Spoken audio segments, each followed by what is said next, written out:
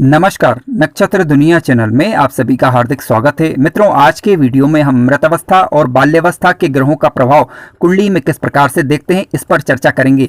यदि कुंडली में किसी भाव के अंदर कोई ग्रह मृतावस्था अथवा बाल्यावस्था का हो गया है तो उसके लिए किन किन बातों का ध्यान रखना आवश्यक है और कौन से ग्रह इस प्रकार के ग्रहों को बल प्रदान करने का कार्य कर सकते हैं। यदि कोई ग्रह मृतावस्था या बाल्यावस्था का है तब आप उनके उपाय किस प्रकार से कर सकते हैं, इस विषय वस्तु को भी आज के वीडियो में हम जानेंगे।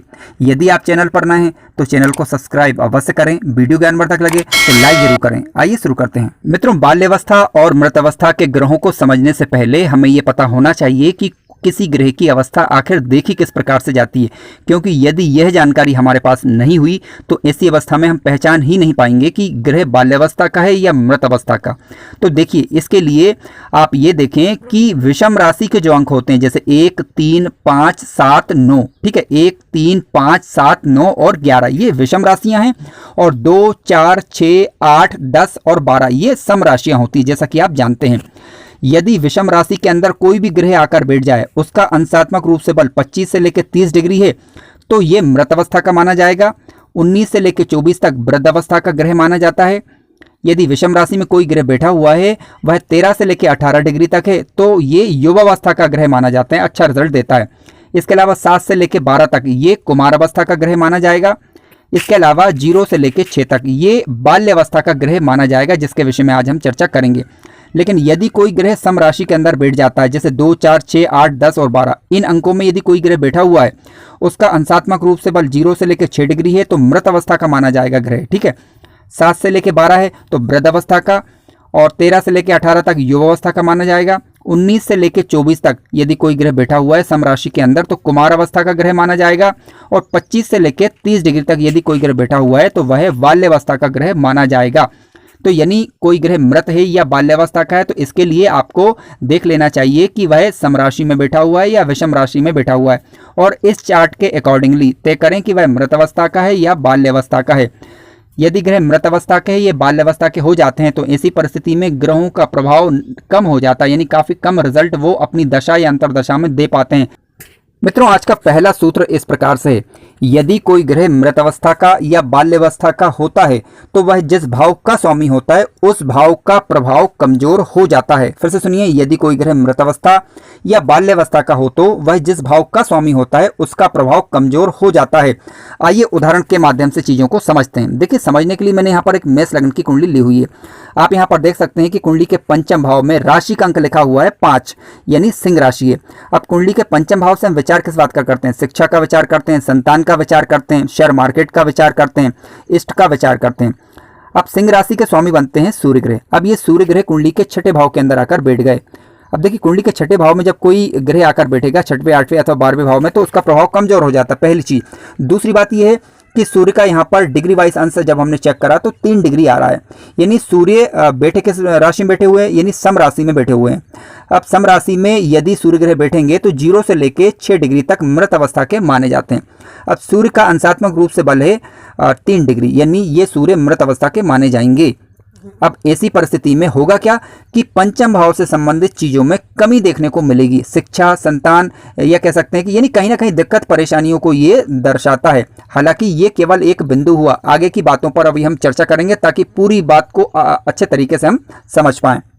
मित्रों, मान लीजिए कि सूर्य ग्रह क्योंकि मृत अवस्था के बैठे हुए हैं तो ऐसी परिस्थिति में आप ये देखें कि जिस भाव के स्वामी सूर्य ग्रह बन रहे हैं तो उस भाव पर अन्य ग्रहों की दृष्टि या उपस्थिति क्या है। यदि मित्र ग्रहों की दृष्टि हो या उपस्थिति हो तो ऐसी परिस्थिति में उस भाव से संबंधित चीजों में, दिक्कतों में राहत देखने को मिलती है, यानी उस भाव से संबंधित कार्यों में आसानी थोड़ी हो जाती है। देखिए, अब सूर्य क्योंकि इस कुंडली के अंदर पंचम भाव के स्वामी बन रहे हैं और छठे भाव के अंदर आकर बैठ गए मृत अवस्था के, तो पंचम भाव का प्रभाव यहाँ पर कमजोर पड़ गया। लेकिन लग्नेश मंगल पंचम भाव में आकर बैठ गए हैं, जो कि सूर्य के मित्र ग्रह माने जाएंगे, नैसर्गिक रूप से मित्र ग्रह भी हैं और इस कुंडली के अंदर उनकी तात्कालिक मित्रता भी हो गई है। तो ऐसी परिस्थिति में पंचम भाव से संबंधित ज्यादा कमी देखने को नहीं मिलेगी। क्यों? क्योंकि मंगल ग्रह मित्र बनकर यहाँ पर बैठे हुए हैं और लग्नेश भी हैं, अतः पंचम भाव से संबंधित चीजों में राहत देखने को मिलेगी। क्योंकि सूर्य तो मृत अवस्था के हो गए, लेकिन उनका काम अब करना पड़ रहा है मंगल ग्रह को। तो मंगल ग्रह अपनी दशा या अंतरदशा के दौरान पंचम भाव से संबंधित फल भी देंगे और वह लग्नेश का फल भी जातक को देंगे, जिस भाव के स्वामी बनते बनते हैं उस भाव से संबंधित फल भी जातक को देंगे।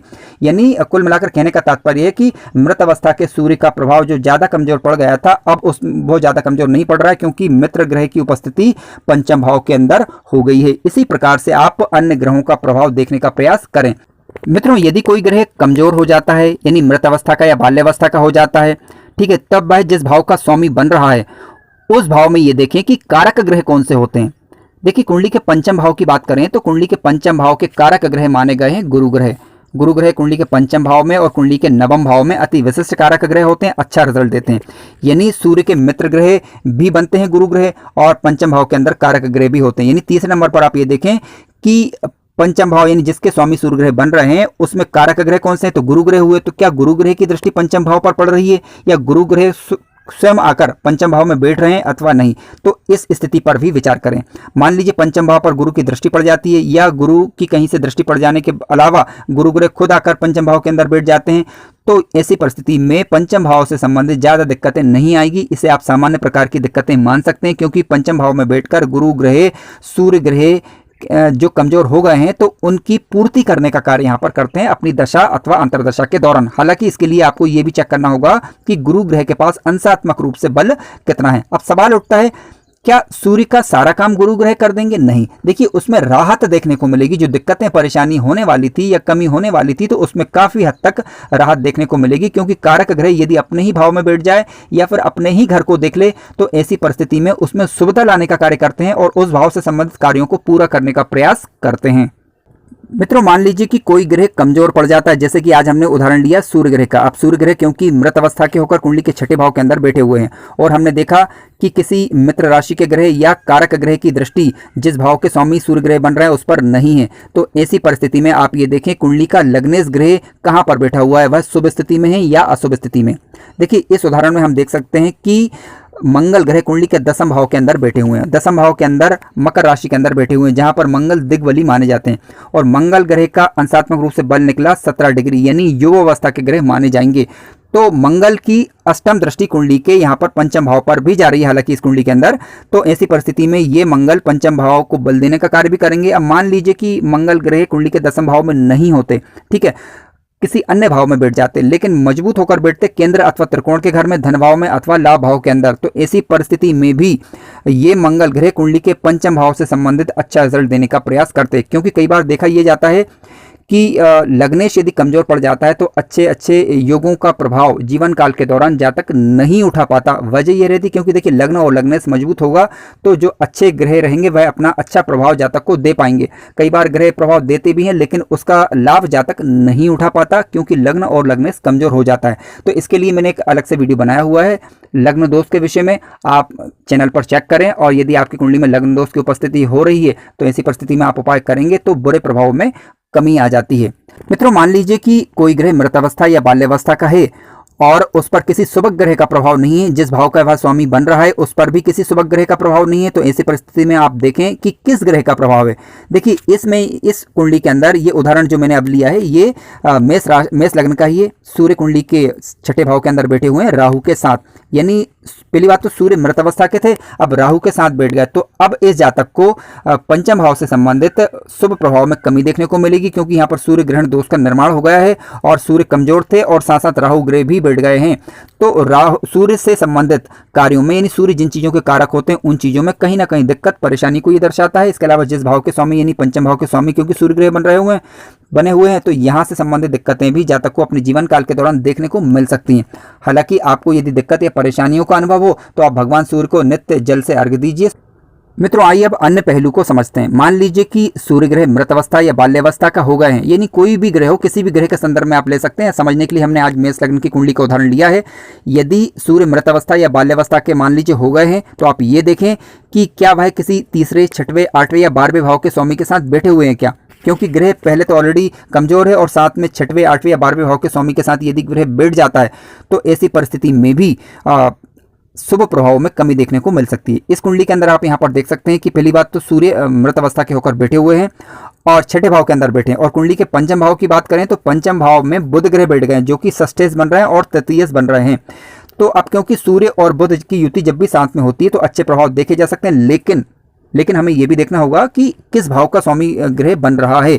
बुध तीसरे और छठवें भाव के स्वामी बन रहे हैं, जबकि सूर्य की बात करें तो ये पंचमेश बन रहा है। लेकिन दूसरे पॉइंट ऑफ व्यू से भी यदि हम देखें तो दोनों का आपस में राशि परिवर्तन हो गया है इस कुंडली के अंदर। तो ऐसी परिस्थिति में 50-50% आप प्रभाव इनका ले सकते हैं, यानी कुछ प्रभाव आपको अच्छे मिलेंगे तो कुछ प्रभाव इनके बुरे मिलेंगे। अब इस कुंडली की बात करें तो यहाँ पर राशि परिवर्तन के कारण दोनों को एक दूसरे के कार्य करने पड़ रहे हैं। तो आप यहाँ पर यह नहीं कह सकते कि ज्यादा बुरे प्रभाव मिलेंगे, हाँ ज्यादा अच्छे प्रभाव की उम्मीद भी नहीं कर सकते, लेकिन कम से कम 50-50 रिजल्ट आप इनका मान सकते हैं इनकी दशा या अंतर्दशा के दौरान।